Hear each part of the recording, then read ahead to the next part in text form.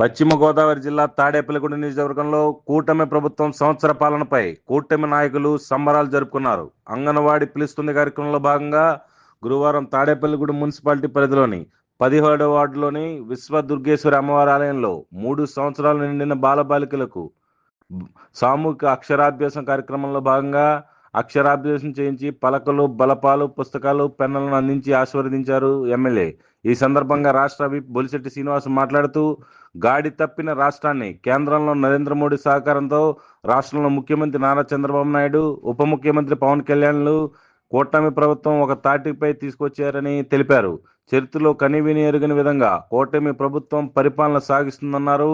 Super 6 అమలు చేయడంలో ప్రభుత్వం చిత్తశుద్ధితో వ్యవహరిస్తున్నారని తెలిపారు. రాష్ట్ర వ్యాప్తంగా సంవత్సర పాలనకు గుర్తుగా తల్లికి వందనం 8,900 కోట్లను నేడు నేరుగా తల్లుల ఖాతాలో జమ చేసేందుకు ప్రభుత్వం నిర్ణయించిందని తెలిపారు.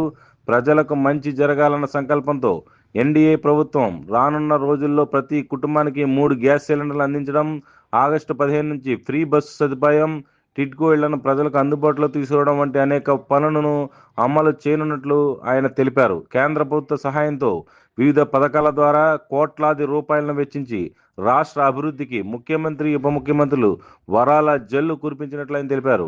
అమరావతి అభివృద్ధికి 48,000 కోట్ల రూపాయలను, విశాఖ స్టీల్ ప్లాంట్ పునరుద్ధరణకు 11,000 కోట్ల రూపాయలను నిధులను ప్రభుత్వం వెచ్చించి రాష్ట్ర అభివృద్ధికి మరో ఏడాదిలో రూపు రేఖలు మార్చినట్లు ఆయన అన్నారు.